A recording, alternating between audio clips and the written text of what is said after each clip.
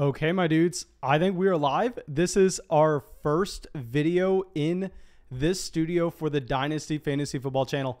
So, of course, if you have not already, for whatever reason, you should have done this the second you clicked on the video. But go down there, drop a like. If you are new, make sure you subscribe. Going to be really happy to get this out. And this is not a mock draft.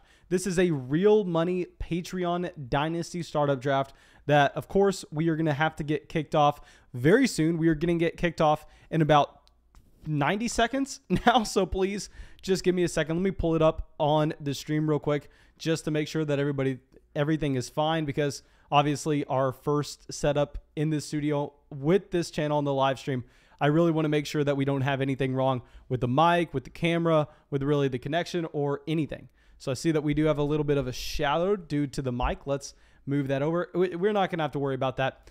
And I see we already have so many people out here, 50 people out in the live stream, over 25 likes. Thank you, everyone, my dudes. I promise you I'm going to be checking that live chat very shortly. Just please let me make sure we get the rest of this set up. Let me send that out. And no, like I said, guys, please don't DM me on Patreon wanting in a mock draft. It's not a mock draft. This is a real life Dynasty startup. This is after the Aaron Rodgers news. This is after the Michael Thomas news. This is after the Cam Akers news. And people have real money in this league. So, I mean, this is going to be significant. Let's pull up the draft board. Obviously, like all of our Patreon flock leagues, you're going to find that there are a ton of trades made before this draft gets kicked off. And a lot of people positioning themselves. I saw a message that every single team in this league has actually made a trade going into this startup draft. I mean, you go through, you see, I mean, there's not a single team that sat out of trades. I think this is the first time we've actually had this happen all offseason. And also, this draft got set up, I mean, I believe in like 2 or 3 days. So we ended up trading out of the 104. Now, I really need to dive into the settings in this league, but we got about 30 seconds before the draft starts. So before we do that, let me just make sure we have everything set up. Let me make sure everybody is good to go. Okay, so it looks like we have a lot of people telling us they love the setup. And yes, guys, okay, first, before we talk about the setup, let's start this draft. This is going to be a 90-second timer. And let's talk about the settings, actually. It's going to be a 12-team Superflex league where you start 1 quarterback, 2 running backs, 3 wide receivers, a tight end, 3 flex, and 1 Superflex. Now, what's going to be very important about this league is it's going to be a best ball dynasty. And with our best ball dynasty leagues that we run, trades are allowed. I mean, I think everything you should do throughout the entire season in all of your dynasty leagues as a commissioner is incentivize as much trading as you possibly can. So, of course, trades are allowed. And on top of this, what's very important is no waivers. So you have to make sure you're going through with the strategy of that in mind. Now, I believe that should be it in terms of talking about the settings. Very standard beyond that. It is 1.5 points per reception for the tight end position, which, of course, that's how you should really run all your leagues now. Now, Mahomes, Josh Allen going off the board 101, 102. Very standard here. Let's see what Chilla ended up doing in this draft, because I see that he traded out of a lot of these picks. Okay, it looks like he picked up an extra first, and it essentially didn't cost him really anything. Chilla, nice trades. I have no idea what exactly you did there. Okay, so at the 104, we would be on the clock if we didn't trade out of our pick. I'm assuming we would either go with Kyler Murray or Christian McCaffrey, depending on how we wanted to build our team. I'm not necessarily going to go out here and talk about what I think this owner should do, though. So we're going to kind of sit out on that, on giving our opinion. Okay. So yeah, I'm very sorry, guys, that I was unable to make a video or live stream yesterday. We were able to live stream on the main fantasy football channel, but I got really behind on videos because we moved across the country. We set up this studio. I mean, we have so much going on right now, and I'm excited that we are here now because I'm going to be able to continue to pump out high quality content for everybody. So thank you for everyone coming out, supporting the channel, especially everyone supporting the channel on Patreon. I mean, that's the number one thing that I'd have to highlight is the fact that, I mean, this studio was not possible without everybody joining the flock over there on Patreon. I mean, we just recently passed 600 members of the flock, and that is ridiculous. I mean, I literally never thought that would be the case. I started out making these videos, and we were making these videos all the way up until last week, literally 3 inches away from my bed. I had to crawl over my bed to get to my desk and sit there and work 70 hours a week. And now what we finally have is a dedicated studio for me to make videos, for me to go out here, do these live streams, do these research draft guides.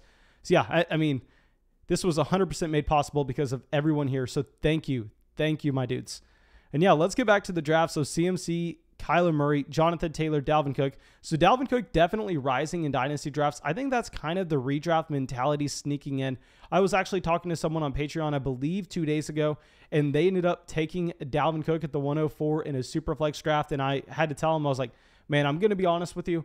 That's about the worst pick I've ever seen. I can't get behind it. With Dalvin Cook, he's a running back on his second deal. I really think that you want to be going with the Saquon Barkley over Dalvin Cook in Dynasty. I really think that you really want to be going with some of these other elite quarterbacks over Dalvin Cook, like a Justin Herbert, a Dak Prescott.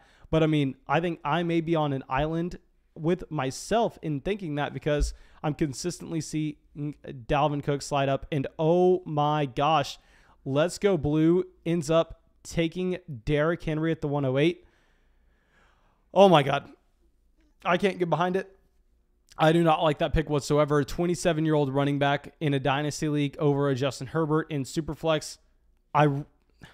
That's going to be the worst pick of the draft, in my opinion. We're going to say that right now. I mean, I guess you're building a win now team when you start Lamar Jackson and Derrick Henry. But even then, I mean, he had the 111. You know you're getting Derrick Henry at the 111, worst case scenario. So I really don't like that selection of Derrick Henry if we're talking about long-term value. Kit Kat says, why do you never want to draft in the first round? Because I see you trade out a lot of the times. Okay, so essentially the past 3 drafts we have traded out, but the past 3 drafts we have done have been best ball dynasty leagues. And it's not that I don't like picking in the first round. Obviously, everybody likes picking in the first round. But what I like is I like as many players as I can get in rounds 3, 4, 5, 6. I mean, those are the rounds that I want to be loading up on as many extra assets that we can, because if you have 2 wide receivers from round 4, you compare them to a running back or a wide receiver from round 1. In a best ball format, the 2 is definitely going to outscore the single player. So I always like picking up those additional picks, and usually how you do that is by trading out of the first round. So yeah, if we pull up how my draft looks now, we have an extra 3rd, we have an extra 6th, and we move up in the 5th round at the same time. So now let's go through Justin Herbert at the 110. Fantastic value at Justin Herbert at the 110. I mean, considering the players that went ahead of him, that may be one of the best picks that you're going to find in the first round. Okay, so Let's Go Blue is back up on the clock. So he is the one who decided to go with Derrick Henry at the 108. So he actually ended up trading to, let's see what moves he ended up making. So he gave up his 2nd, 3rd, 5th, and 6th to move up to get 3 picks in the first round. Yeah, I mean, I don't like this. You could have got Derrick Henry in the 2nd. Maybe I'm wrong in saying that. Maybe this would have been the draft where Derrick Henry goes at the 109, 110. But, I mean, I would be very surprised in a dynasty format if that was the case. Okay, Kevin says, Cobb at the 209. Okay, a big thing here, what we need to focus in on this draft is I believe this is the first draft you're going to find on YouTube that's a real money league. I know that you pretty much can never find real money live drafts for dynasty formats on YouTube, so maybe this is always going to be the first one. But regardless, I mean, this is after the Michael Thomas injury. This is after the Cam Akers, and this is after the Aaron Rodgers announcement that he's back in Green Bay. So these are initial reactions. I mean, this is within the first week of all that happening. So it's going to be interesting to see where people decide to go. Now, Barclay at the 111. Love the Saquon Barkley value. I understand that's a player with injury concerns. I am more concerned about the offensive line. But at the end of the day, the most talented running back in the NFL on his rookie contract, a 3-down workhorse guy that's going to get utilized a ton in the receiving game. I really like Saquon Barkley there at the 111. Okay, so Jackie says, what's the logic of not allowing trades during best ball? Man, we actually do allow trades. I mean, pull up this draft board right now. You're going to see that we have a ton of trades going on here. So don't necessarily know what you're talking about in that. Okay, so now let's go through Thickopotamus. So he only has 1 pick here. He ended up trading out of the 2nd. It looks like he picked up a 1st. He decided to move up and get Kyler Murray. Okay, so after having Kyler Murray, it is going to be interesting to see where he decides to go here. Okay, so if we are going and looking at best available at quarterback, you got Lawrence, Wilson, Joe Burrow. At running back, you have Alvin Kamara, Nick Chubb, Najee Harris, DeAndre Swift, J.K. Dobbins, Zeke. At wide receiver, you have Tyreek Hill, Justin Jefferson, A.J. Brown, DK Metcalf, Davonte Adams, Stephon Diggs. At tight end, keep in mind, this is a tight end premium format. You have all of the elite guys in Travis Kelce, George Kittle, Kyle Pitts, and Darren Waller.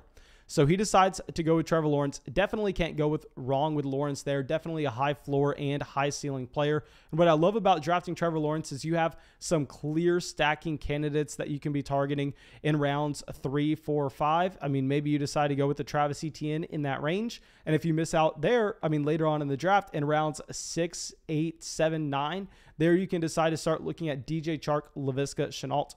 Now, Najee Harris at the 201. Najee Harris actually my dynasty running back 4 after the Cam Akers injury. I mean, you just can't argue with the volume. You can't argue with the running back on his rookie deal as 5 years ahead of him at the minimum.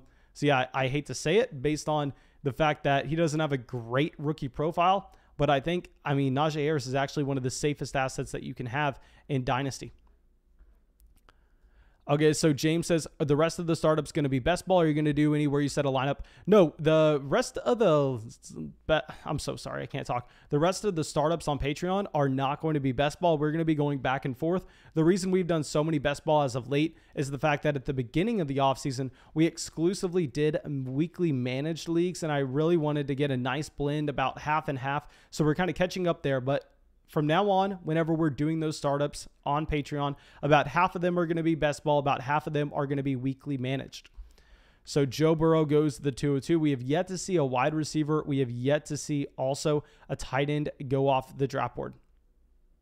Also, we just passed 70 likes in the live stream. Thank you for everybody going down there and dropping that like. Okay, so Russell Wilson at the 203. Okay, I'm going to like the options we have at the 209. I already know a few players that we are going to be keeping in mind. We actually got an offer for the 209 draft pick, wanting us to trade back, I believe, for a 5th and a 6th. And I said, no, you know what? The 209, in my opinion, that's going to be a blue chip player. And I really want to make sure we are holding on to that pick as tight as we can.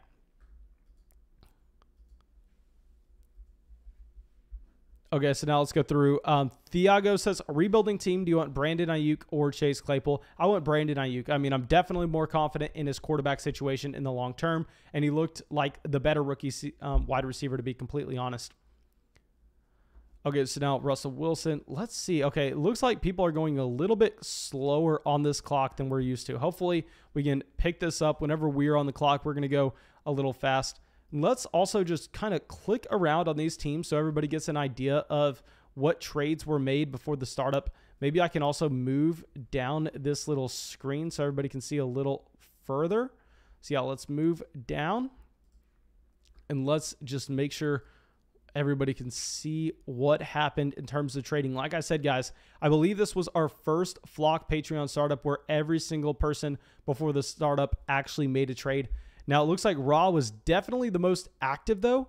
And, oh, my God, my man, I am extremely jealous. He has 2 second-round picks, doesn't have a third, but he has 2 fourths, he has 2 fifths, he has a 6th, 2 sevenths. I mean, that is a nice start given this league format. Trey Lance at the 205. Y'all know Trey Lance was the guy that we were wanting to fall to us at the 209. Fantastic selection there. I mean, I really wanted me some Trey Lance.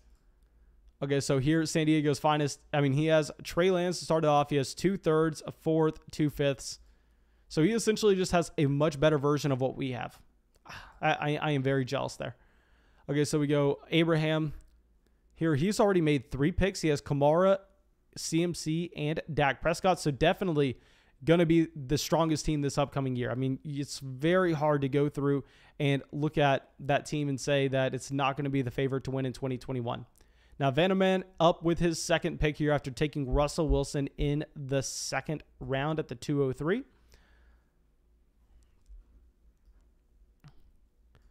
Okay, so Justin Jefferson at the 206. Okay, so you go with Russell Wilson and Justin Jefferson. I really don't like that, to be completely honest. I think when you take Russell Wilson at the 203, in my opinion, Jefferson and DK Metcalf are in the same tier already.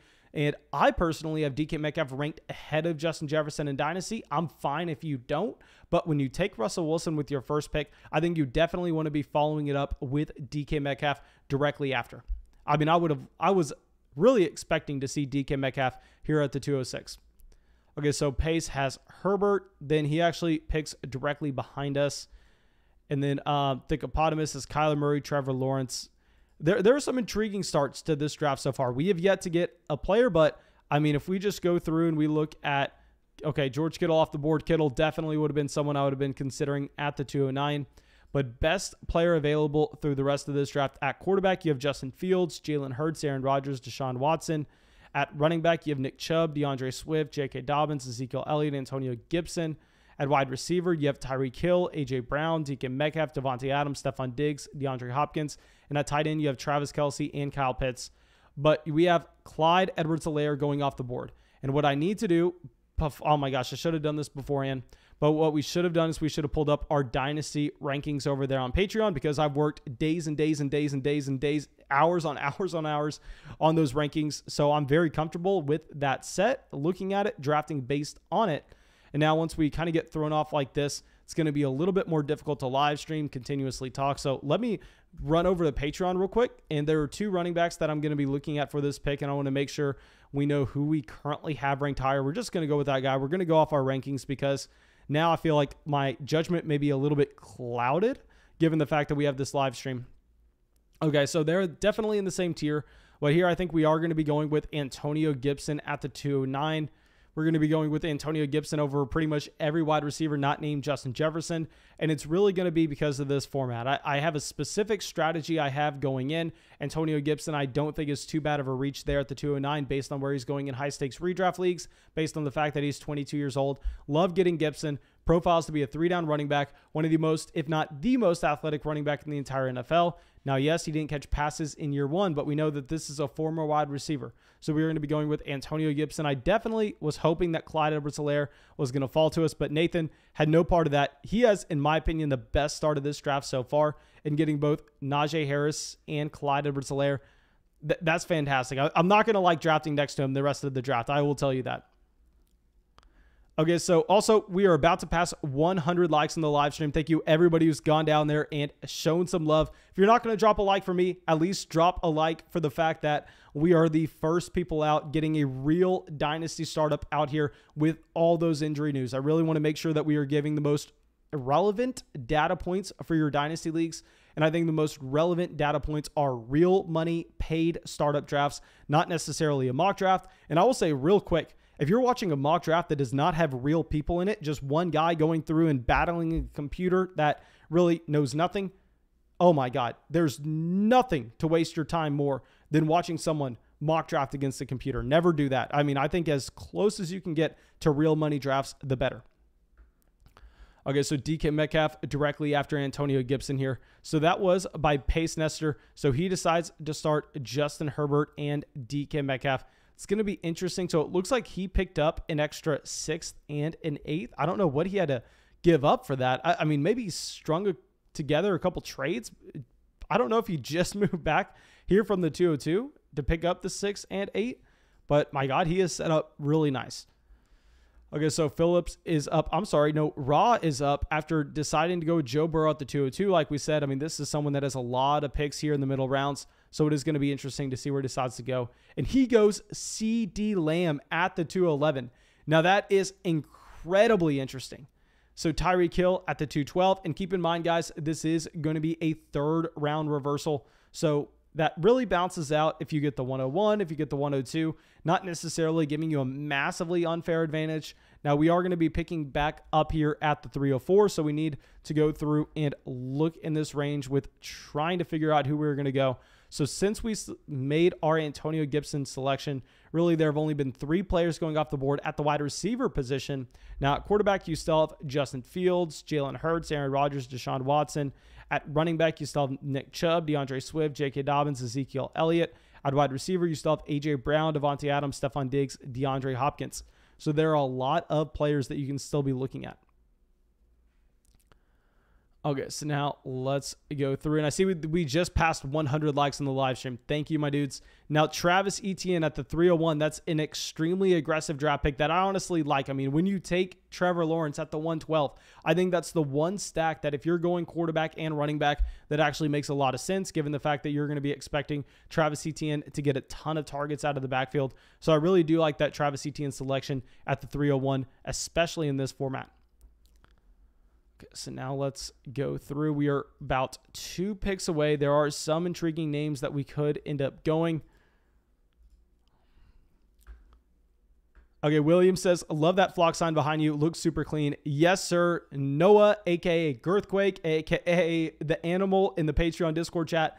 I mean, he actually made this sign for us. It's a cutout. We have more signs on the way, which is going to be really exciting. But like I said, guys, I mean, just the fact that we're in a room where I can dedicate this room just to streaming, just recording, call it a studio. I mean, this is 100% because of all y'all's support on Patreon. Just even if you're coming out here, dropping likes, leaving comments on the videos, it helps drastically as well. So I can't tell you how happy I am to be here and doing this right now.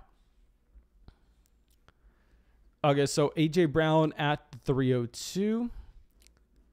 Devontae Adams at the 303 by Vanderman. Clearly a Packers fan, has that logo. And a running back that we almost drafted at the 209 ends up falling to us at the 304. We are going to be getting our man Deandre Swift. Let's drag this over here real quick to make sure I'm not missing that button. Okay, a very nice start, in my opinion, to our draft. We're getting 2 running backs that we are confident about on their rookie contracts. We've talked about this over and over and over again, but in my opinion, there's nothing more valuable than that 3-down running back on their rookie deal. And I understand Deandre Swift is not a traditional 3-down running back. He's not an Ezekiel Elliott. He's not a Derrick Henry. He's not going to be seeing 20+ touches every single game. What he's going to be seeing instead is all the valuable touches in his offense. He's going to be getting the targets. He's going to be getting the red zone usage. And this year is gross given the team situation.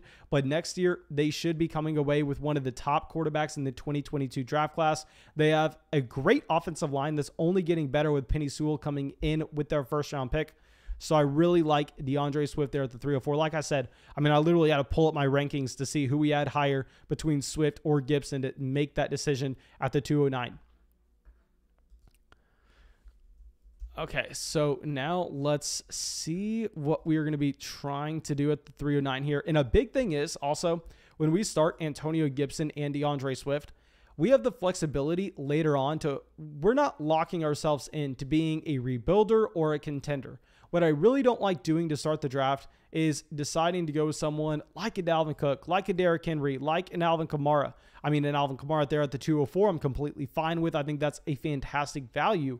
But when you lock yourself into one of those running backs, you're essentially saying, this is a contending team right now. I don't have the plug where I can just pull it and go, okay, we're going to be playing for 2022. You need to construct the rest of your roster that direction. And when we start Antonio Gibson, Deandre Swift, we're not only getting pieces that are going to be productive right now, we're getting pieces that are going to continue to accrue in value. And when that's the case, we actually get the luxury of going through in either building a win now team or a rebuilding team later on in the draft, just based on where value actually falls. Okay, so Darren Waller at the 305. So keep in mind, guys, this is a tight end premium format. This is a 1.5 points per reception for the tight end position. Okay, so J.K. Dobbins at the 306. I bet you we would have gone Dobbins if he fell to the 309. Don't love Dobbins given the fact that, I mean, he's a running back that's not going to catch many passes in a PPR format. That definitely hurts him, which is why a month ago I was screaming to sell J.K. Dobbins for Clyde Edwards-Helaire. I was screaming to sell J.K. Dobbins for Travis Etienne plus future assets because back then J.K. Dobbins had that great value. People clowned on me in the comment section, and all of a sudden, I mean, you're seeing J.K. Dobbins go later and later in drafts, especially high-stakes redraft leagues. Now, Deshaun Watson at the 308 with the Deshaun Watson rumors going on. Of course, that is significant. Now, here at the 309, there are going to be a couple different routes we can decide to go. Okay, so if we pull up our rankings right now, I think probably we're going to end up going wide receiver here. I don't want to give too much away because we have another pick upcoming at the 404. But let me just pull this up and check it out. I think that we have a wide receiver that fits this roster nicely. But we also have the possibility to do something I've yet to do before. You know what? I can't get myself to do it. Maybe we do in the 4th round, but here I think what we actually do is we decide to go with Stefon Diggs as our wide receiver 1 at the 309. So our start now is Antonio Gibson, DeAndre Swift, and Stefon Diggs. We're going to have our pick here in the 4th, and then we're also getting a pick a little earlier in the 5th, and then we get 2 6th as well. Okay, so Stefon Diggs, please let me know what y'all think of that value there at the 309. I know it's not necessarily the best, but I'm completely fine with where we got it. Okay, so now let's scroll through. And Watson at the 308, also let me know what y'all think about that, because I have been on board all offseason now since the Deshaun Watson rumors of saying buy low, buy low, buy low.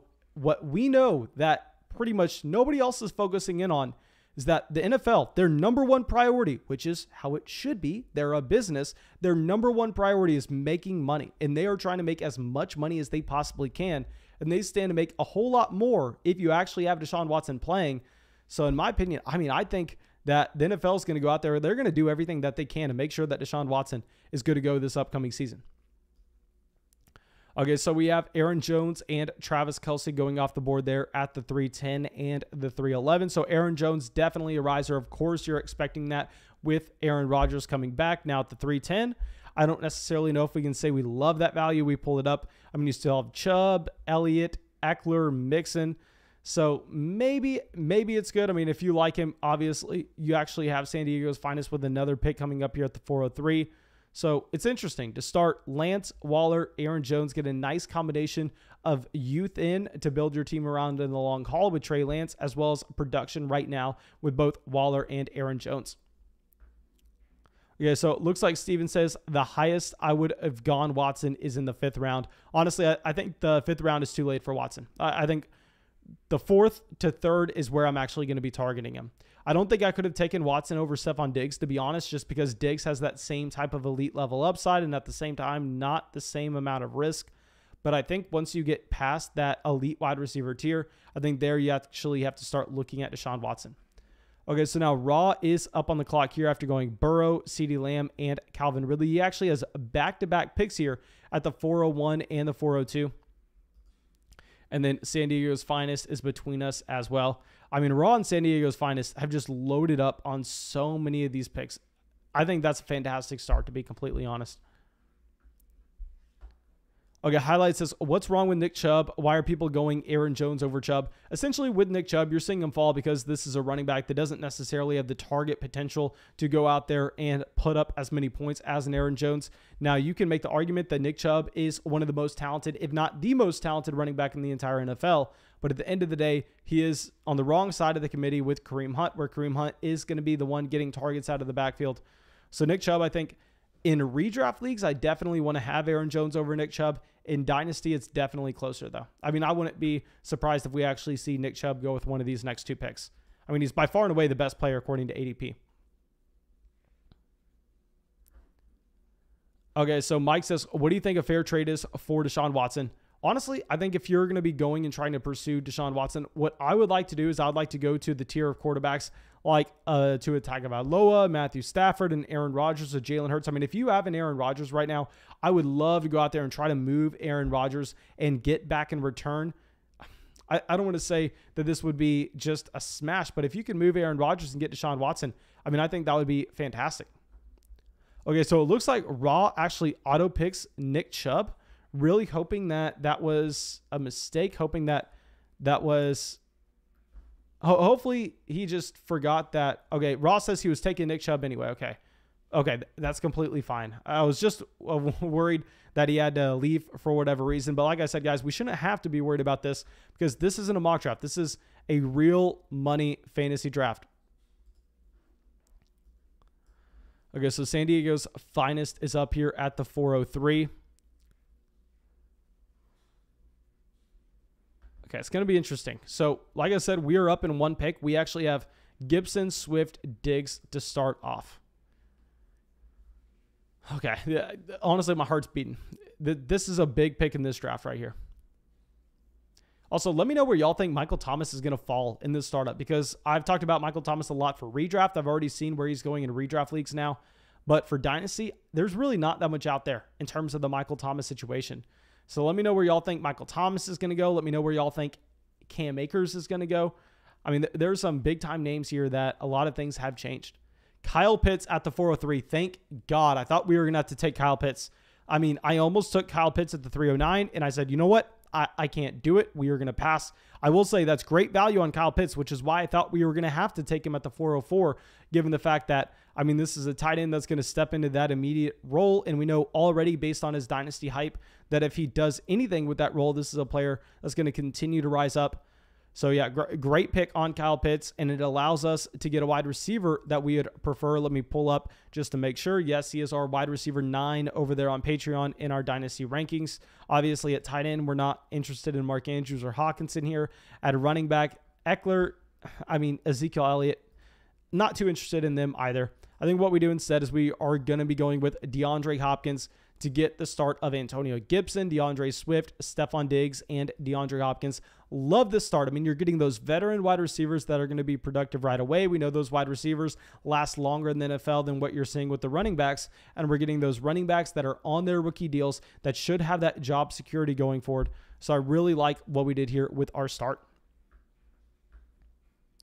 Okay, so Chad says, LOL, Rodgers is still there. Wow, idiots. He's going to sign and play. Yes, of course, Aaron Rodgers is signing and playing. Everybody knows that. At the same time, people understand that Aaron Rodgers, you've actually seen, I mean, time and time again, quarterbacks that lead the NFL in passing touchdown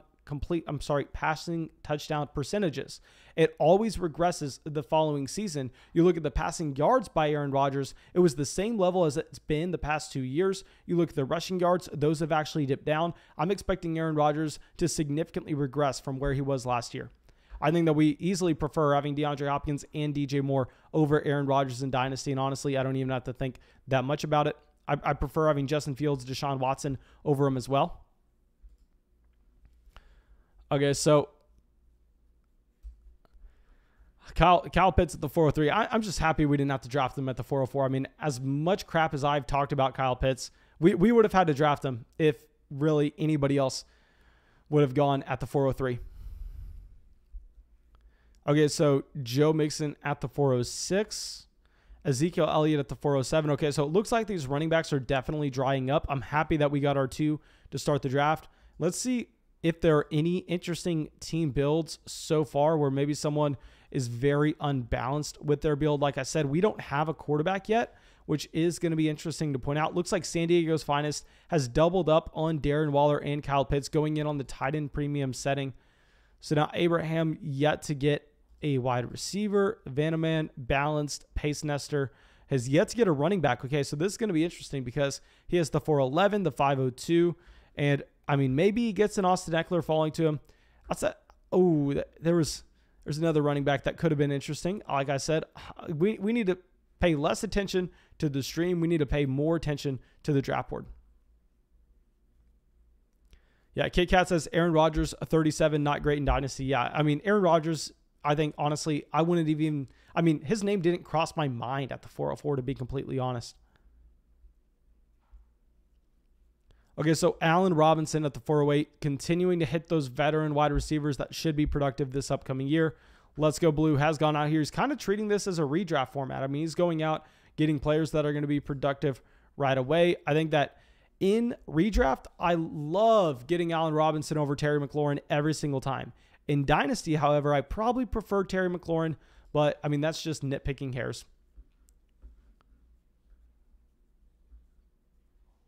Okay, so let's go through Abraham here at the 409. Maybe he decides to go with his first wide receiver. The best wide receivers available are going to be McLaurin. Obviously, you can throw Michael Thomas out of here. Chris Godwin, Keenan Allen. Amari Cooper hit the PUP. Are you kidding me? Okay, no, he's fine. Mid-August return. I thought something broke like 30 minutes ago. I was like, oh my gosh, that was scary. I thought we were going to have to do an Amari Cooper research thing real quick. I thought we were going to have to go scrambling to figure out what happened. Okay, but should be good there. So McLaurin does indeed go at the 409. Okay, so let's check the chat real quick. Mr. Smith says, hey, Mason, is it worth chasing in on Henderson? I've had multiple offers, including Rashad Bateman, loving the draft. My man, thank you for coming out, hanging out with us in this draft. Honestly, I am personally looking to sell Darrell Henderson. I have him on quite a bit of teams. And the thing with Henderson is I'm not worried about a Le'Veon Bell. I'm not worried about a Adrian Peterson coming in.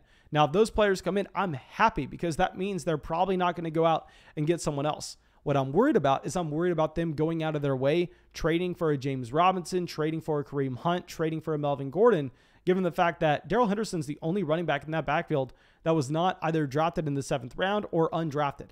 So this team's bringing someone in. Now, the question is who? Because if they bring in a Kareem Hunt type player, Darrell Henderson is dead. But if they bring in someone like a washed up Le'Veon Bell, Darrell Henderson's still going to be the lead running back in that backfield. JN says, Mason, A-Rob is younger than Hopkins. Yes, sir. And with Allen Robinson, he has not been nearly as elite or nearly as consistent as DeAndre Hopkins. And at the same time, Allen Robinson has suffered significant injuries. Hopkins, one of the most durable wide receivers in the NFL. Hopkins, I think, is the number one wide receiver that you really don't need to worry about age with, to be completely honest. Okay, so Austin Eckler at the 410. Javonte Williams at the 411. Love that Javonte Williams selection. Honestly, I should have been paying attention better. I should have gone with Javonte Williams at the 404. It was a fantastic pick. I have no idea why he was so far down the ADP. I mean, Javonte Williams at the 411, definitely the best value in this entire round, to be completely honest. Okay, so now it looks like we've had a dry spell of quarterbacks where really not many quarterbacks have gone off the board. We are going to be up here at the 504. We have yet to draft a single one. Jalen Hurts would be really intriguing here, but I mean, there's something to be said with the Deshaun Watson rumors because we know Jalen Hurts doesn't have that much team investment. At the same time, the Eagles have extra future first. So it is concerning, possibly Deshaun Watson coming in. So I don't know if we are going to go Jalen Hurts. We definitely need to kind of scroll through and check out the rest of the positions real quick to try to figure out where we probably want to go. Okay, so Ayuk goes at the 412. Definitely would have been a player that I'd be considering. Now, keep in mind, what we don't necessarily like to see with this roster in particular is we don't really have any stack potentials at all because I'm not looking to draft Ryan Fitzpatrick. I'm not looking to draft Jared Goff. Both Josh Allen and Kyler Murray are already off the draft board. So quarterbacks, really, we don't necessarily need to go out there and get anyone in particular at this point. So maybe we just continue to go through and kind of find value where we like it. Now, Cam Akers, of course, we can't go out there and reach for him here, but I mean, it hurts to see his name sliding this far. Now, Chris Godwin going off the board at the 501. I would have loved to get Chris Godwin at the 504. Fantastic selection with Godwin. Okay, so now let me pull up our rankings real quick to try to get a good base of where we should be going. Okay, so now that we have Godwin, A-Rob, Ayuk, Higgins, Allen all off the board, we are down to our wide receiver 18 in our Dynasty rankings. We go over to running back real quick. Running back is intriguing in that we have to start too. Let's see. Our highest ranked running back is currently going to be David Montgomery at running back 19. I don't necessarily know if we can end up taking Montgomery here. Tight end would be intriguing with the TJ Hawkinson. Okay, so quarterback. I think honestly we maybe reach on a quarterback here. Just because I see one guy that we like, and I would say that before we were hearing about the Deshaun Watson rumors, Jalen Hurts would have been my selection. But now I think we actually have to kind of make a pivot, and I know a lot of people are going to want us to go with Aaron Rodgers, but given the fact that Rodgers is 37, Matthew Stafford is 33, I think we're actually going to be going with Matthew Stafford at the 504. Now, what I also like about Matthew Stafford is we have the potential to find stacks later on in the draft, getting Cooper Kupp, getting Robert Woods. So this is our start to the draft so far. We have Gibson, Swift, Diggs, Hopkins, and Matthew Stafford. Not the best, but honestly, I'm pretty happy with it. David Montgomery does indeed go at the 506. Let me know where y'all would have gone with that selection, where we took Matthew Stafford. Okay, wait. Oh my. Okay, no, thank God. Whew. I saw someone say T. Higgins over Jamar Chase in the live chat real quick. And I, for whatever reason, thought they were referencing that it was surprising to see T. Higgins get drafted over Jamar Chase. So I was all of a sudden scrambling to see if Jamar Chase was available, and somehow we passed up on him. But no, thank God he went at the 312. That would have been embarrassing, taking Matthew Stafford over Jamar Chase. But I really like Stafford at the 504. I think that is a fine price when you're waiting on a quarterback. One, now it does give us the flexibility in the 6th round when we get to the 604 to not necessarily have to reach on a guy if we don't want him. Okay, so we have all our picks from here on out. Okay, so we are good. So essentially we're just getting an extra 6th after this. Okay, so I see someone's asking, what is a tight end premium format? A tight end premium format, essentially you're getting 1.5 points per reception for the tight end position compared to 1 points per reception for all other positions. And now also, guys, we are about to pass 150 likes on the live stream. If you have not dropped a like on the live stream for whatever reason, please go down there and do so. Now, Mike Evans going off at the 507. Here with Mike Evans, I have to admit something very embarrassing. I already made a video highlighting the dumbest mistake I probably made in the startup draft this year. That was taking Mike Evans over T. Higgins. Now, I'm happy to see Mike Evans go at the 507. I think that is good value for Evans. We took him way too early in another startup. Now, TJ Hawkinson finally off the board here at the 508, given the fact that he's an extremely young tight end, very talented. I do like the value that you're getting there. Okay, so Hawkinson at the 508. Let's scroll through. It is intriguing to see Jacobs, Miles Sanders fall down a little bit. Now, Michael Thomas, is he on? Okay, so he's on the preseason PUP. Okay, so Michael Thomas, we don't know if he's actually on the PUP for the main season. Okay, thank God, because I just recorded a video talking about how important that would be. Okay, so we are not on the clock right now. Actually, Abraham is on the clock. We pull up his team so far. He has a very balanced start with CMC, Kamara, Dak Prescott, Terry McLaurin. I mean, that is a setup where you're actually just setting up a contending team right away with both Christian McCaffrey and Alvin Kamara. I mean, almost a cheat code for 2021. Long-term value, kind of have to question. But for this in particular, I think you love that type of deal. Okay, so let me see what y'all are saying about my Matthew Stafford selection. Okay, Carl says, I think Matthew Stafford was the pick there, to be honest. With Akers out, he's going to have to throw a lot more. Like you've said, you've got the stack potential. Mike says, how often do you do a new Dynasty League? This is my first day as a patron. My man, thank you so much. I really hope that you shot me a DM over there on Patreon so I could get you set up with everything in the community. And my man, we are going to be knocking out these Dynasty drafts most likely once a week over there on Patreon. And we are going to be doing a redraft leagues, most likely, I want to call it every night starting on August 1st. So we're going to be having so many Patreon leagues that y'all can be joining sometime soon. Now, Dynasty, we are going to limit it to once a week. I think that going anything beyond that would be very difficult to do. Maybe right before the season, we do something crazy like a $500 Dynasty League, but I mean, no guarantees on that right now. Dragon Isle says, Michael Thomas might not play for the first few weeks is the rumor. My man, Michael Thomas 100% not playing for the first few weeks. We have to be worried about him missing half the season and then never getting back to full strength. But Sanders, Jacobs go off the board here at the 509, 510.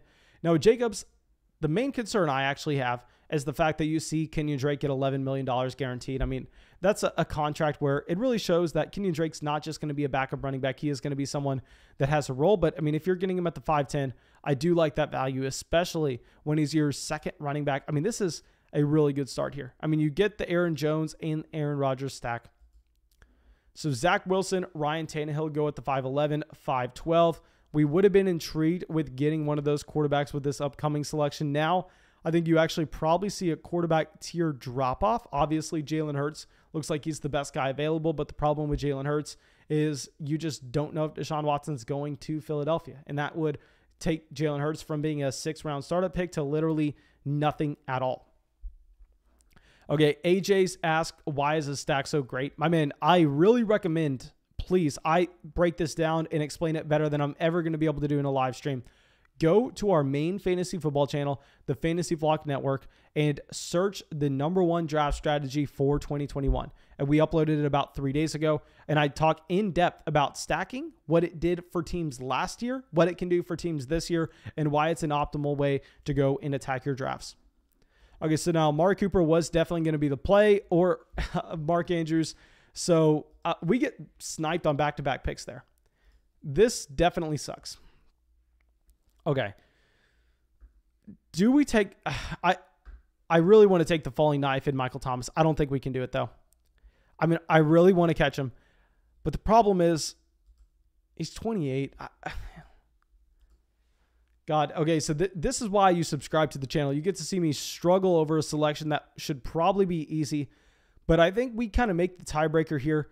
The fact that you actually have those Deshaun Watson rumors going over to Philadelphia. And if you had Deshaun Watson go to Philadelphia, what impact that makes is that makes Davonte Smith a high-end wide receiver 2 in Dynasty. I think if that would happen, you have Davonte Smith jumping up over Amari Cooper, Mike Evans, T. Higgins, Keenan Allen, possibly, I don't want to say over Chris Godwin because Chris Godwin is such a nice Dynasty asset right now.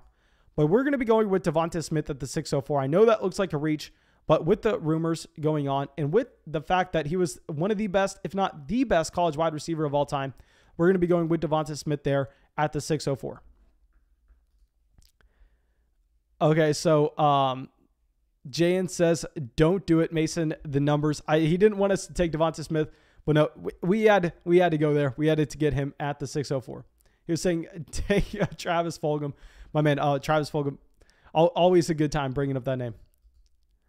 Okay, so now we go through real quick. We passed 150 likes on the live stream. Thank you, my dudes, for that. Let me know if y'all would have gone with Davonte Smith, if y'all would have gone with Michael Thomas. At running back, you do have Chris Carson, Kareem Hunt, Myles Gaskin.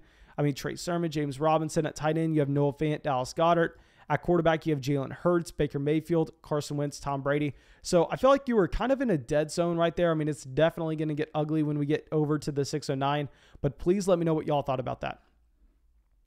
JB says, TJ Hawkinson for Kyle Pitts trade, who would you rather have? If you would have asked me at the beginning of the offseason, I would have told you that I would prefer having TJ Hawkinson based on the historical hit rates for the tight end position, based on the fact that I thought we were going to be able to buy Kyle Pitts a little bit lower next offseason. Well, now if you ask me that, you have to have Kyle Pitts. Since the Julio Jones trade, if you look at projections, Kyle Pitts is most likely going to be getting so many targets in that offense that it's going to be really hard to fade Kyle Pitts and instead go with Hawkinson. So yeah, if you would have asked me a long time ago, I would have said TJ Hawkinson, but I think I was wrong then. I think the correct answer now is actually Kyle Pitts. Okay, so Raw is up here at the 607. Let's see where he decides to go. Trey Sermon at the 607. Okay, so Trey Sermon over Cam Akers. Okay. Let me real quick do something that we really need to do this for the... Okay, Chase Claypool, the 608. Love that Chase Claypool selection. Oh, I really wanted Claypool there. Okay, so if we pull up our Dynasty rankings real quick. Let's go through, pull up our... This is going to seem like a reach, and I understand that. But given the format, I actually like him in this range, and I know this is going to look like a massive reach. Trust me, I understand, guys. Actually, you know what? Maybe we do something else. Okay, so we are up in... What we're actually going to do is we're not going to go with our... Let me see something real quick. Okay, we're going to go not with the highest ranked player according to ADP. We're going to be taking DJ Chark over Jerry Judy, over Deontay Johnson, over Kenny Golladay, over Jalen Waddle. Here with DJ Chark, this is a wide receiver, only 24 years old, elite athletic profile. He has the size, and what you love to see is the fact that if you go back to his sophomore year with Gardner Minshew, he was a top 12 wide receiver if you remove the weeks where he left early due to injury. So DJ Chark really... I understand, extremely disappointing last year, but I think at the 609, that's a risk we're willing to take when he's getting the largest quarterback upgrade in the entire NFL. While I understand Travis Etienne, Laviska Shenault should take more targets this upcoming season, but at the same time, you have so many secondary options on that offense leaving. I'm fine getting DJ Chark at the 609. And I know that's a massive reach, guys. Trust me, I understand that. So Scoop says, anyone going to comment on Juju in the 6th round? My man, you are going to find that, you are not allowed to give any Juju Smith-Schuster hate in this live chat. You give Juju hate, you're probably getting kicked out the door, and I'm not even saying bye when you leave, my man. Okay, Mike says, why is Aaron Jones still being drafted solo in redraft? Rodgers is back and Jones finished as a running back 2 and running back 5 over the last 2 seasons. My man, in my opinion, Aaron Jones is now a first-round pick in redraft leagues. I made that video on the main fantasy football channel earlier today where I went through and I showed where we actually have Aaron Jones now among running backs. He's a top 10 running back for me. I think he does belong in the first round at the very end. Okay, so now hopefully y'all can't hear my dog barking. God, I'm going to have to murder that dog, to be completely honest. But let's go through and let's check out the rest of the board. Okay, so Jerry Judy, definitely a player falling. And the problem with Judy is he's had a tough week. I mean, a lot of the Jerry Judy, Courtland Sutton evaluation was kind of baked into the fact that Aaron Rodgers could have potentially been traded to Denver. And now that there's no chance in that happening, I mean, you just have to lower Noah Fant, Courtland Sutton, Jerry Judy all down your rankings because they're going to be faced with the worst quarterback situation in the entire NFL this upcoming season. And that has to matter for something at the very minimum. Okay, so Noah Fant, speaking of him, it does go off the board here at the 701. Now, Laviska Shenault goes at the 612. Really like that Laviska Shenault pick. I think that we actually have him back-to-back with DJ Chark in our Dynasty rankings. So Jalen Hurts still falling. Oh my gosh, I cannot wait to see where Jalen Hurts ends up getting drafted with what pick.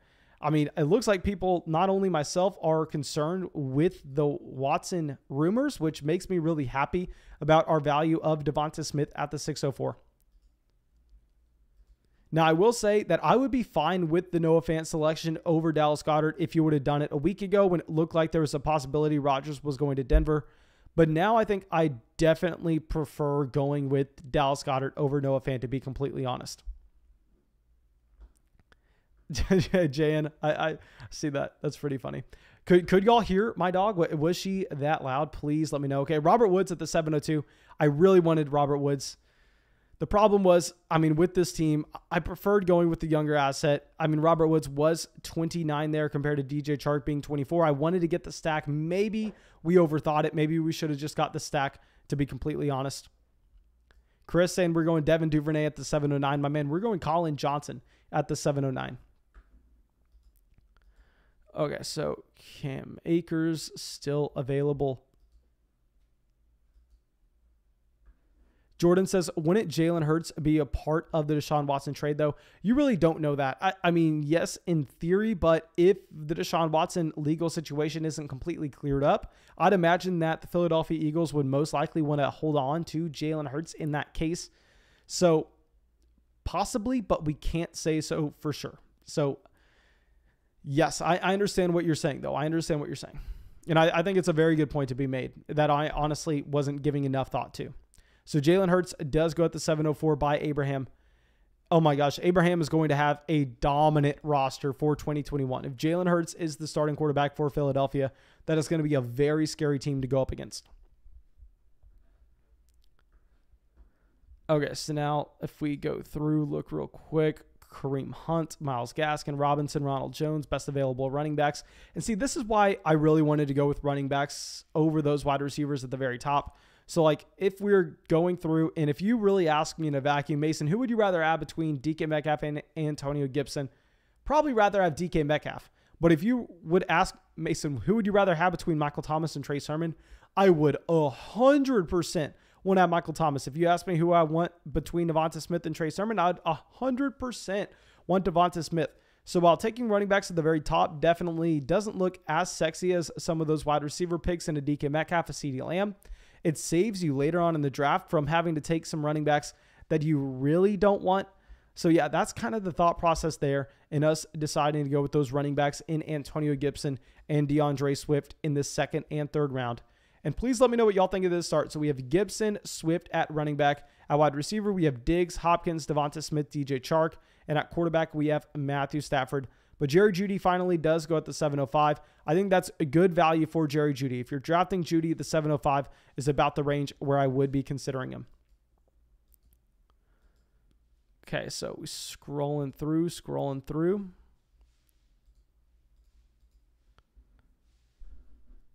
Okay, so let me check the chat real quick. JN says, Madden 22 has Marquise Brown faster than Devin Duvernay, despite Devin Duvernay's fastest speed of 2021 being 1 full mile per hour more than Brown's fastest speed.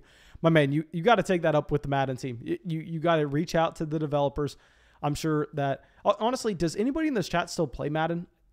I mean, I quit playing a long time ago. And my problem with Madden, and really, I don't know if I just got older and kind of tired of video games, but it seemed like they never improved anything. It was literally just the same game over and over and over again, to the point where, I mean, when I was still playing back in like 2015, instead of playing the new ones that my little brothers were getting, instead I was going through and I was just playing like the old ones that I enjoyed, like the 2008 Madden and stuff. But I mean, let me know if anybody's actually still playing that. Okay. Balding says, we need the jerseys back. They are nostalgic. My man, maybe the jerseys will make a guest appearance one day, but not today. I'll say that. Okay, so let's go through real quick. There are a few players that I am fine taking here. I don't want to necessarily say all of them, just because we're going to be picking at the 804 again. So Akers goes at the 708. Okay, so that's a real data point on where you should be evaluating Cam Akers. If I pull up my Dynasty rankings with Cam Akers, I actually had Cam Akers ranked as the running back 22. Honestly, I need to move that down. I'm going to write myself a reminder to move Cam Akers down our Flock Patreon rankings. I moved him down initially, but I don't think I did enough, given the fact that, I mean, we're very biased with Cam Akers. I'm going to say that right away. And here what we are doing is we're going to go with another wide receiver. Given the fact that this is a best ball format, I love getting another rookie wide receiver here who we think does have a spike week potential. We're going to be getting Jalen Waddle here at the 709. So now he is going to be our wide receiver 5. I love having that core of wide receiver options that we can just go through and know that they're seeing every single snap on their offense. And occasionally they are going to drop 30-point weeks in a best ball format. Okay, so looks like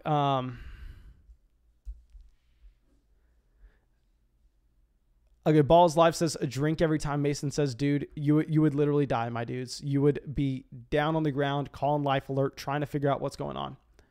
Okay, but after Waddle, we got 6 picks before we are back up at the 809. So here we could look to go quarterback, but the problem is, I mean, just not a massive fan of those quarterbacks that were available. And there were about 3 or 4 guys that were all about the same for me. So I feel like once you get Matthew Stafford, I mean, that's another reason why we decided to take Stafford at the 504 there instead of a Mike Evans, instead of a David Montgomery, because I think that he is just clearly better than the quarterback options that we are getting down here. And I think compared to a Mike Evans, a Jalen Waddle isn't that big of a fall off. I mean, I think there's a much bigger fall off between Matthew Stafford and Baker Mayfield than there is with a Mike Evans and a Jalen Waddle.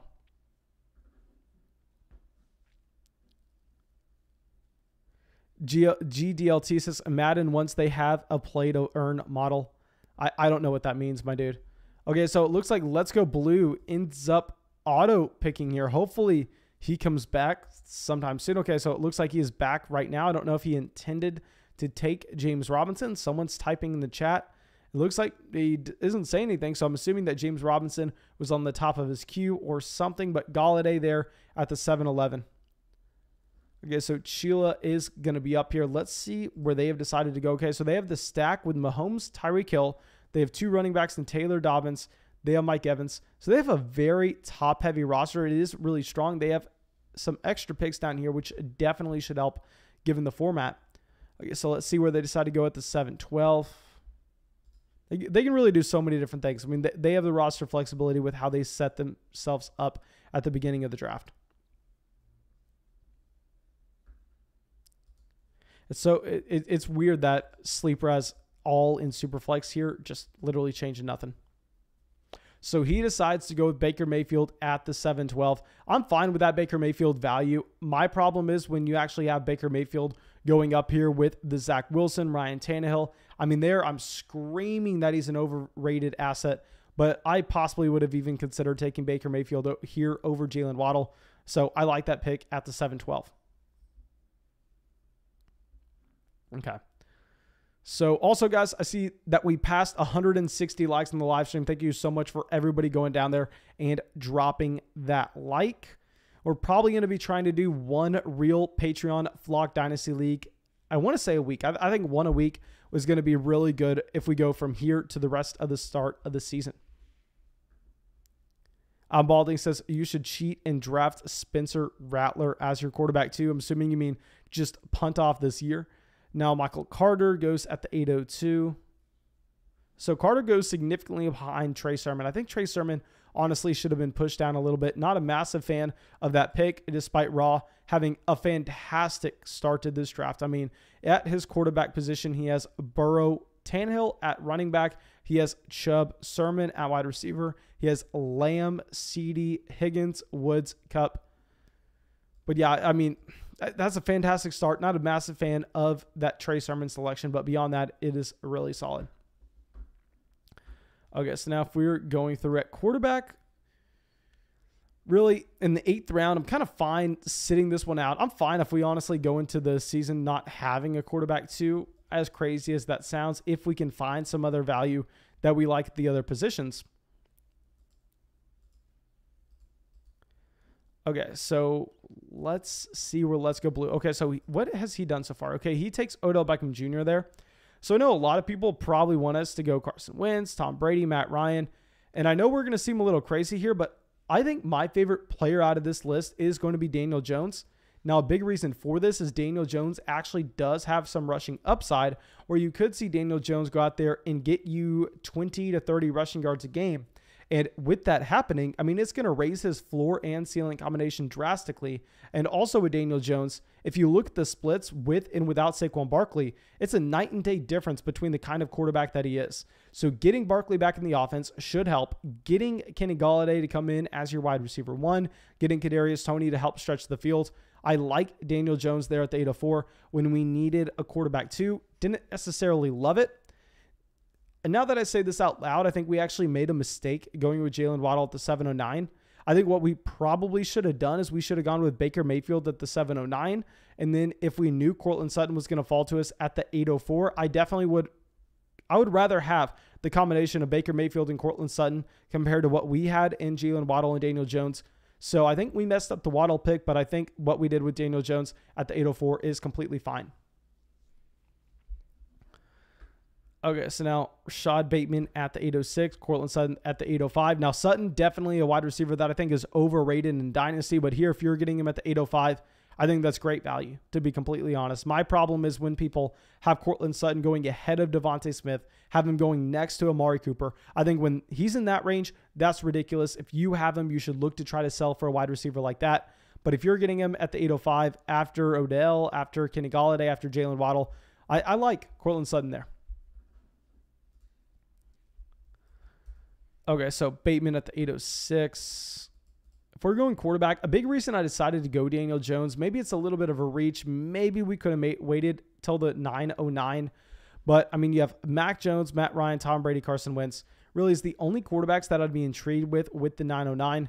And I think based on the fact that we had so many picks between our two, I was less willing to go out there and risk it when we only had Matthew Stafford as our quarterback 1. So if we were trying to draft our quarterback 3, definitely I would have gone with one of those wide receivers in either Courtland Sutton or Rashad Bateman over Daniel Jones. But based on the construction of our roster up until that point, I think Daniel Jones is the player we had to go with. Okay, so Myles Gaskin here at the 805. Okay, so Matt says, Mason, so you traded CMC for DeAndre Swift and DJ Chark. No, what I essentially did is I traded Christian McCaffrey for DeAndre Swift, DJ Chark, and Matthew Stafford.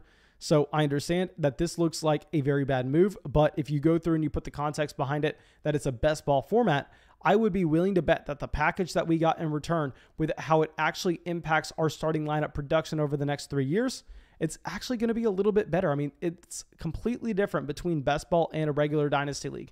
Where in a regular Dynasty League, of course, we would not have made that move.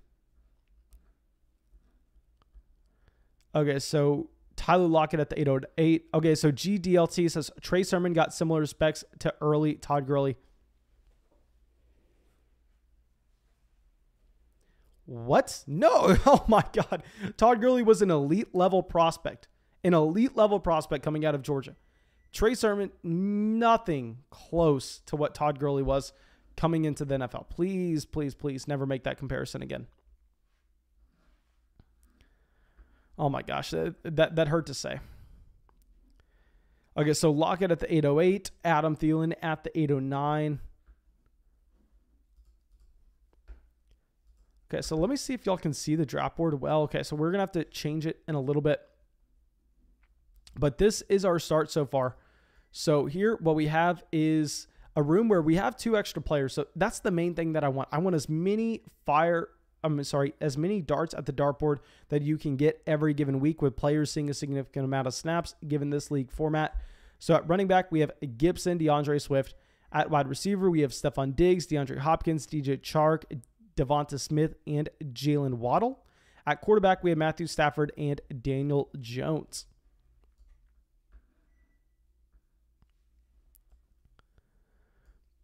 Okay, so let me know what y'all are also thinking about this Myles Gaskin selection at the 807, because I am personally viewing Myles Gaskin as a 1-year rental at the running back position. I'd be surprised if you really get anything beyond that.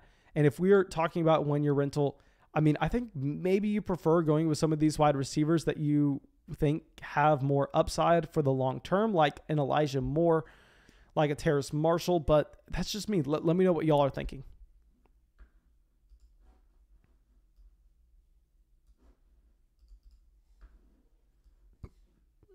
Okay, so Boyd at the 809. I'm sorry, at the 810. Adam Thielen at the 809. Okay, so let's go through. It looks like Sleeper is definitely getting impacted by redraft leagues. This is what you're going to find every single year. Once we get closer and closer to August, the ADPs of fantasy sites are going to really skew heavy on players that are going to produce this upcoming season.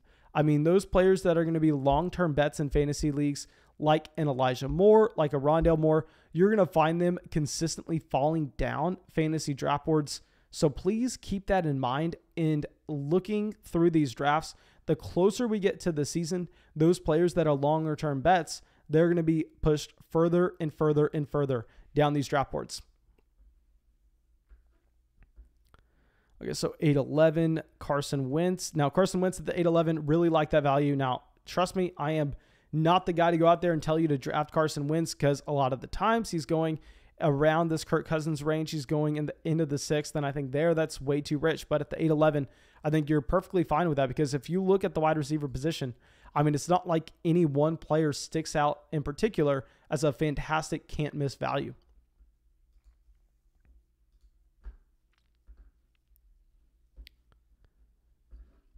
Okay, so let me check the chat real quick to see what y'all are thinking. Okay, so Matt says Cam Akers at the 708 is interesting. Guys, literally that's something that I have dealt with over there on Patreon very often. Is I can't necessarily go out there and give solid answers on where I think Cam Akers should be drafted, because I think if it happened to really any other running back, if it would have happened to a J.K. Dobbins, a running back that I didn't like that much, I would probably be telling you to avoid him entirely. But because it happened to a running back that I have in like 40% of my dynasty rosters, it's hard. I mean, it's hard for me to stay unbiased. It's hard for me to go out there and admit that Cam Akers is most likely never going to be the same type of running back again. But at the same time, I really thought he was going to smash this upcoming season. So at 708, it's hard for me to say that's a horrendous pick. I probably would prefer Jalen Waddle. I definitely need to lower Cam Akers down our dynasty rankings. That's something that I'm actually going to do right now as we're live on YouTube, because I want to talk through where I think he should actually go. So he at least has to go behind. He has to at least go behind Chris Carson and Kareem Hunt at the very minimum. I think we have to at least bump him down to running back 24, but to be completely honest, I think he should probably be lower than that. It's just so hard for me to go out there and move him lower, because we also know that with Cam Akers, if reports are saying that he's healthy, even if he isn't next offseason, and he looks like he is going to participate in training camp, all of a sudden you are going to get his value rising in Dynasty. So I think if we move him down to the running back 24, we're probably fine with that. I mean, where did he end up going here? I know he ended up going later here And honestly, I didn't hate where he went. He went 1, 2, 3, 4, 5, 6, 7, 8, 9, 10, 11, 12, 13, 14, 15, 16, 17, 18, 19, 20, 21, 22, 23, 24. Okay, so he went as the running back 24. Please let me know what y'all are thinking, because it's impossible for me to sit here and give a fair evaluation on Cam Akers based on the baked-in bias that I actually have with that running back. Okay, Dylan at the 901, Elijah Moore at the 902. I definitely really like both of those values, though. Okay, I just heard something happen with that sign. I really hope that sign isn't about to crash. I mean, if that sign crashes, we are done. I mean, it would make a very good clip, but it would be devastating. You would probably see me cry on a live stream. Okay, so Elijah Moore at the 902. It looks like people here are really taking the entire clock down to make their selections. And usually we go through and we live stream for about 2 hours every single one of these Dynasty startup drafts. Now, mock drafts, we do a little bit faster. But if it's going to be a real money flock Patreon Dynasty League, we are, instead of going through and making it a 60-second clock, I want to give everybody a great shot at really thinking through their picks. So it's going to be a 90-second clock instead, because a lot matters with these leagues. I'm sure that the majority of Dynasty leagues that y'all play in are actually slow drafts where you have like a 6, maybe 8-hour clock. Well, here, based on the fact that, I mean, we have so many people a part of the flock Patreon, so many people wanting to get in these Dynasty leagues, it's really easy for me to set them up and have them be live drafts. So I know that the majority of y'all probably have not had a chance to participate in a live Dynasty startup before, but it's nerve-wracking. It's a lot more nerve-wracking than you actually have in a regular fantasy football league. Okay, Carl says, would you prefer Cam Akers or on James Robinson in this draft? I actually know I would prefer Cam Akers over James Robinson, to be completely honest. Robinson, a running back that I've said this before, but with James Robinson, I'm actually kind of viewing him as a Jamal Williams type player, and that, yes, he's a very good NFL asset, and yes, he's going to have a role on his NFL offense. But the problem is, I think that he is, instead of getting targets out of the backfield, getting the usage at the goal line, he's going to be the guy getting the carries between the 20s. And if he's getting the carries between the 20s, it's a very bad role to have in an NFL offense if you're wanting to score fantasy points. I think you're actually going to have Travis Etienne getting all the targets, Travis Etienne getting also some usage in the red zone. So James Robinson, yes, he's an elite running back if you actually have an injury to Travis Etienne in that backfield, but I think Etienne's going to be soaking up almost all the value there. Okay, Keith says, what are your thoughts on Paris Campbell? My man, I am about to have a video coming out talking about why I think Paris Campbell is such a good value in Dynasty drafts. I'll dive into it there, but trust me, I'm a big Paris Campbell fan. I did not like him coming out of the 2019 NFL draft class, but I think based on how his Dynasty price has completely crashed, he's a very intriguing buy low candidate. I mean, here, seeing Michael Pittman go at the 903, I can't get behind that with Michael Pittman. I would argue that he's a significantly worse prospect than Paris Campbell was. So not a fan of Michael Pittman there at the 903 whatsoever. Now, Debo, Tom Brady going off the board. So we are about to be up again at the 909. So I don't want to say too much just because there are a few clear options that I want to fall to us. One guy in particular, and I don't want Nathan to snipe us because obviously I'm live streaming this, so I can't say who I'm wanting.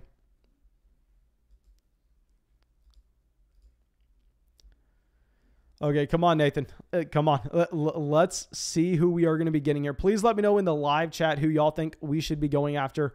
At quarterback, you have Ryan, Mack Jones, Sam Darnold, Derek Carr, Jared Goff. At running back, we have Ronald Jones, Chase Edmonds, Mike Davis, Melvin Gordon, Damian Harris, Leonard Fournette, Zach Moss. At wide receiver, you have Julio Jones, Robbie Anderson, Hollywood Brown, Brandon Cooks, Jarvis Landry, Will Fuller. At tight end, you have Mike Gesicki, Irv Smith, and Hunter Henry. Please let me know where y'all would be going if you were in this draft. Okay, he goes Michael Gallup. Michael Gallup, a player that I definitely wanted to be targeting at the beginning of the 10th. But I actually think that Mack Jones is going to be the value on this roster, especially when we have Daniel Jones, so we don't have our quarterback 2 situation figured out. Mack Jones, someone that I really hated earlier this offseason when a lot of people thought he was going to go to San Francisco and be the 102 in Dynasty rookie drafts. At that price, I hated Mack Jones. But the fact that you're getting him here instead at the 909, I'm completely fine with that when we have a weak quarterback 2. And this is our start so far. In the quarterback room, we have Stafford, Daniel Jones, Mack Jones. At running back, we have Antonio Gibson, DeAndre Swift.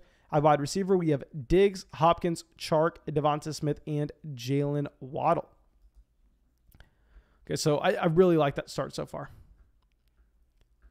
Okay, Charlie says, just found your channel recently. It's pretty awesome. Thank you, my man, for the kind words. Okay, so Julio Jones going at the 9-12. Oh my gosh, I'm sorry. I almost just choked on my own spit, and I do not have any water in here. So if you see my eyes tearing up, no, it's not because we got sniped in Julio Jones. Instead, it's because I'm about to cry of pain from this neck.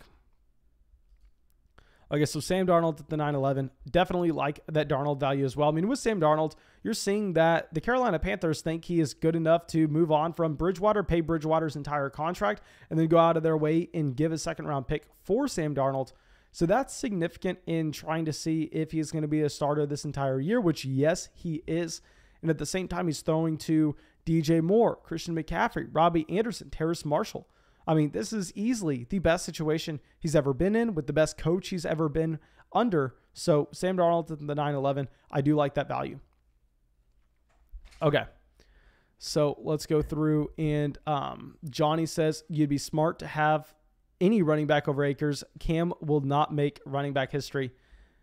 I know you're probably right, my man, but it hurts to hear it. And that's why I'm saying when a lot of people shoot me a DM asking me a question about Cam Akers on Patreon, I've been completely honest with a lot of people over on Patreon going, hey man, I'm not the guy to ask. I really don't want to answer any Cam Akers questions. It's going to be really hard for me to stay unbiased. I don't want to do it. I really don't want to do it, to be completely honest. But I think we have to go Matt Ryan here. It's gross, but if we take Matt Ryan, we're essentially guaranteeing ourselves that we are going to have 2 of the top quarterback scores every single week if we have 4 starting quarterbacks on this team. And it's best ball, keep in mind, so we don't have to choose who our starting guys are going to be. And the thing is, I don't really see any wide receiver value I can't pass up on. I really wanted wide receiver. I really wanted Robbie Anderson or Hollywood Brown or Julio Jones, but all 3 of them go. So I think we take Matt Ryan as our quarterback 4 here. We can always go out there and we can always trade away Mack Jones.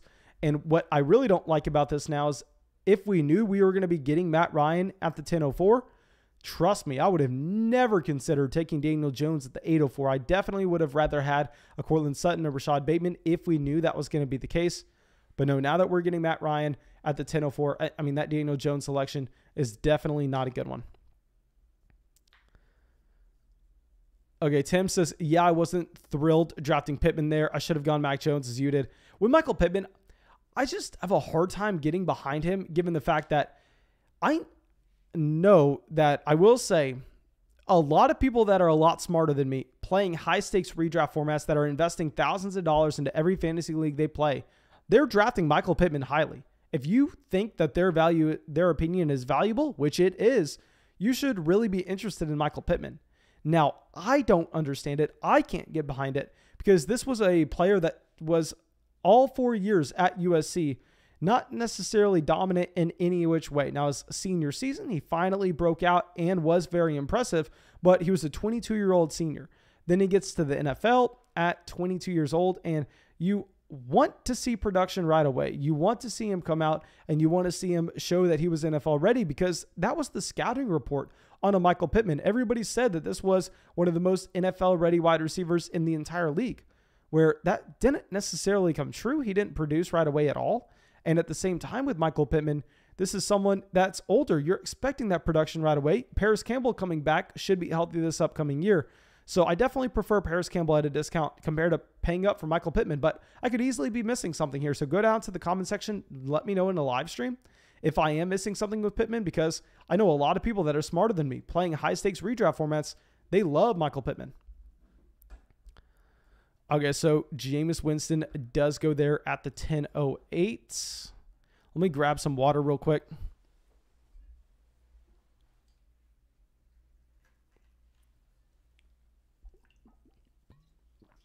Okay, that's much better. My girlfriend heard that I did not have water, brought it in for me. Fantastic. Okay, so let's go. Looks like Chase Edmonds, Mike Davis are the best available players according to ADP. Mike Gesicki at the 10:09. That is great value in a tight end premium format. Let's see what Abram has so far.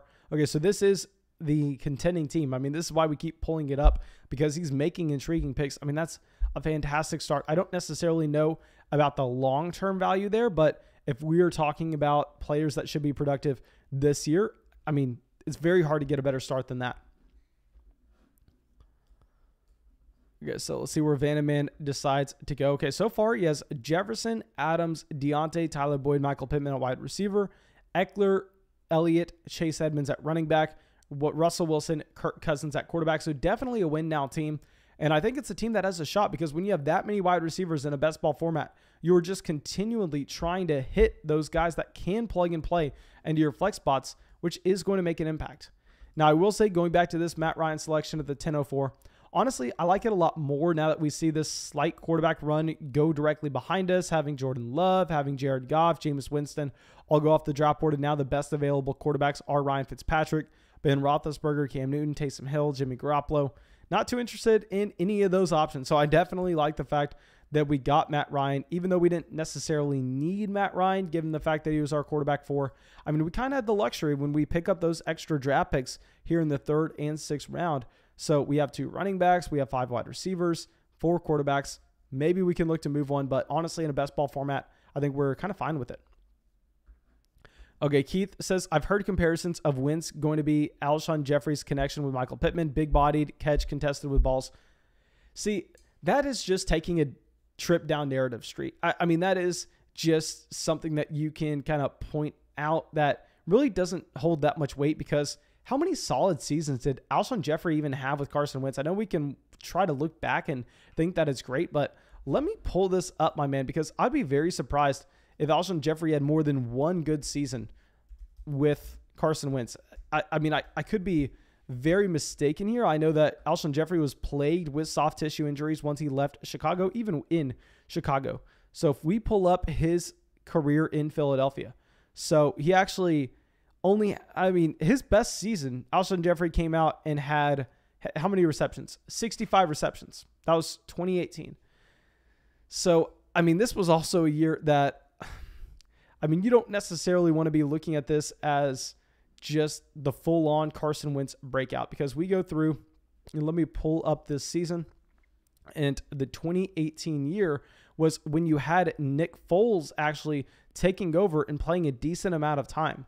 So given the fact that Alshon Jeffrey, his best year, he had 65 receptions, Nick Foles pretty much played half of that season. I mean, I don't like that comparison whatsoever. I mean, I don't even think it's a good comparison to get you excited about drafting Michael Pittman. Jinx says, do you ever do IDP leagues? I'm definitely going to have to try to get into IDP next offseason. I've tried my best to hold out on not doing so, but when I get a Patreon message about IDP every single day, I mean, I can't go that long without saying, I'm sorry, man, I can't help you. I can't give you anything here. So we have jumped in an IDP league this year, which was a high stakes IDP league, and we are learning some things from it, but I'm still not confident enough to actually go out there and put out that kind of content.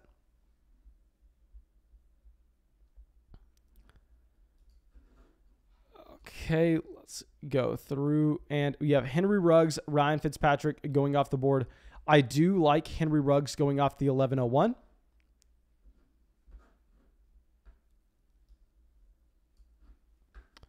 Okay, so it looks like the best available players are going to be at the running back and tight end position according to ADP. But I think that's just because, I mean, Sleeper obviously isn't used to people going in and trying to hammer in this many wide receivers, which I think is honestly the correct call in this format. And I honestly probably shouldn't be saying this out loud, because I definitely want more wide receivers to fall to us. But I think going in kind of quote unquote reaching on Henry Ruggs is probably a smart play here. Okay, Drew says, just leaked, Logan Thomas signs a 3-year extension. I almost said RIP Terry McLaurin just to throw some shade, but I mean, obviously this helps out Logan Thomas, already 30 years old, but I mean, he was very good his first year ever as a tight end. We know that, I mean, Darren Waller put up a similar season, his first season ever playing at the tight end position. So maybe you actually see Logan Thomas take another step forward. I would be really interested to see the guaranteed money on that deal and how long it's structured out. But yeah, that's great news for Logan Thomas, obviously.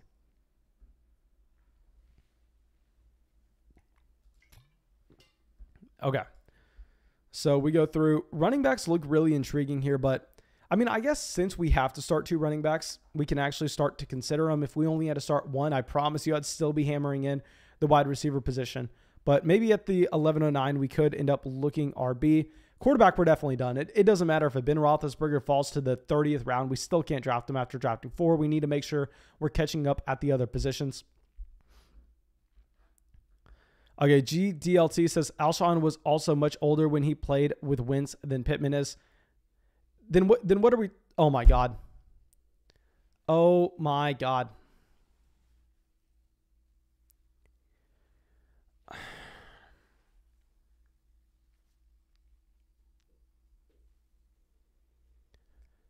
How did we let Darrell Henderson fall to the 11:04?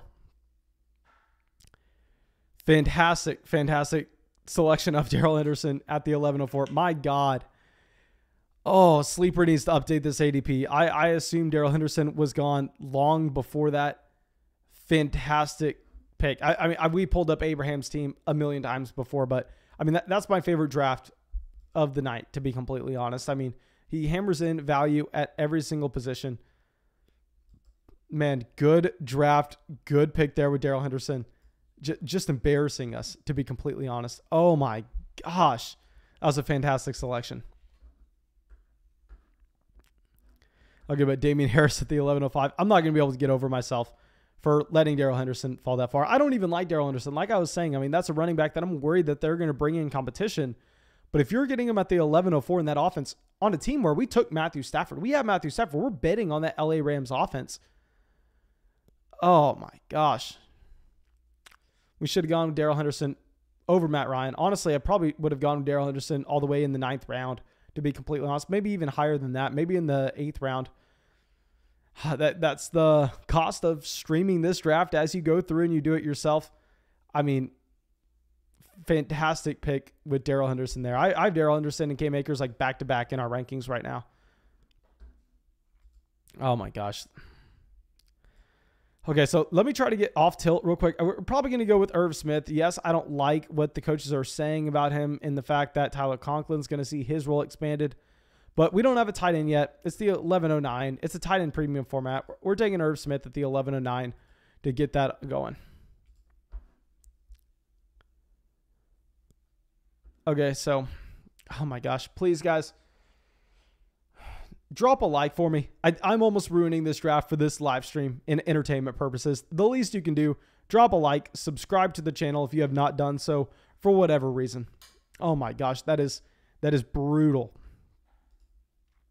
THC says, do you ever do 1 quarterback leagues? Not on Patreon, because I play in every single Flock Dynasty Patreon league, and I can't get behind playing in a 1 quarterback format, to be completely honest. I don't want to do it. So because of that, what we've done is every single one of our Dynasty Patreon leagues are Superflex. I exclusively play in Superflex and Dynasty now. In redraft leagues, I'll play in a 1 quarterback format. I actually maybe prefer playing in 1 quarterback in redraft given my experience with it. But in Dynasty, no, you have to go with Superflex. It makes trades that much more fun. And at the same time, it makes the rookie draft a lot more interesting. Okay, Caden says, how is San Diego's team? I'm assuming San Diego's team is fantastic based on the trades they made before the draft. So if we go through, so at quarterback, they have Lance, Rodgers, Winston. I think, I'm not going to say anything about Winston. Tight end, you got Waller, Pitts. Running back, you got Aaron Jones, Josh Jacobs, Damian Harris. Wide receiver, you hit the wide receiver run here. I really like this team. I'll say I think we would have preferred going with a wide receiver instead of Jameis Winston. I mean, if we go through and look at this, I think what the play probably would have been here is instead of going with Aaron Rodgers at the 505, possibly go with either a Mike Evans or a David Montgomery instead of Aaron Rodgers.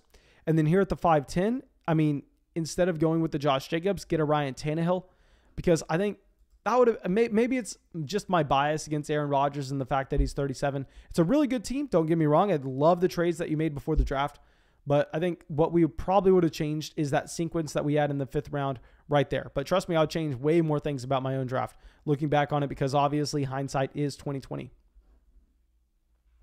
Okay, we are about to pass 200 likes on the live stream. Thank you so much, guys, for everybody going down there and dropping that like. Now, Robert Tonyan, a tight end rising in Dynasty once we get Aaron Rodgers back. Obviously, he should rise. That is going to be significant news. And at the 1201, probably a little too rich for me, but I understand the thought process at wanting him there. Okay, also, guys, we are going to be ending this stream in about 5 minutes.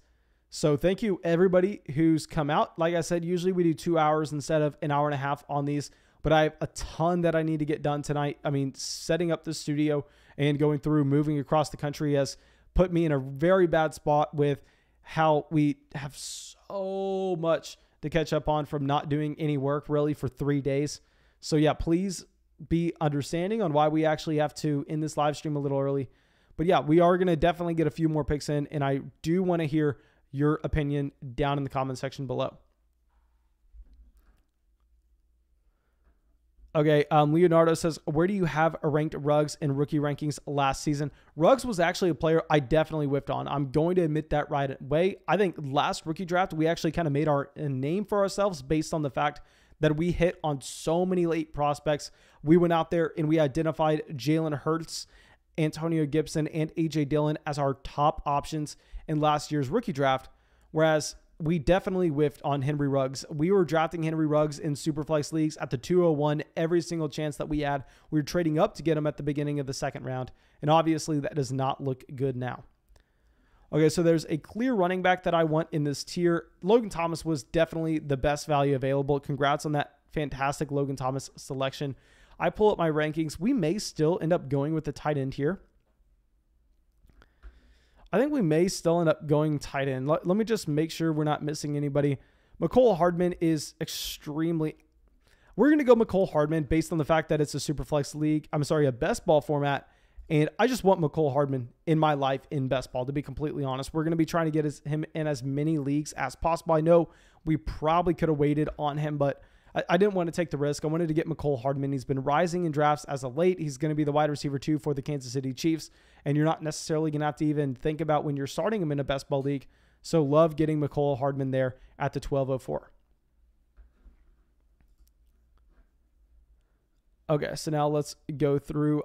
Beach Ball says, studio looking sick, my man. Thank you, my dude. Thank you so much. Okay, so let's go through.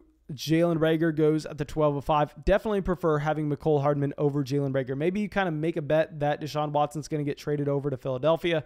And if that were to happen, yes, you actually have Jalen Reagor skyrocketing. I think if Deshaun Watson did get traded over, Jalen Reagor jumps Mecole Hardman, Mike Williams, Kadarius Toney, Will Fuller, Brandon Cooks, Henry Ruggs, Darnell Mooney, Corey Davis. I think he probably jumps up into this Robbie Anderson, Julio Jones range if you did have that move. Kenyan Drake, the other player we were considering instead of Mecole Hardman at the 1204. When we get back on the clock, again, the running back options are probably going to be so gross. We'll probably be kicking ourselves for not taking Kenyan Drake. To be completely honest, great pick there with Drake at the 1206.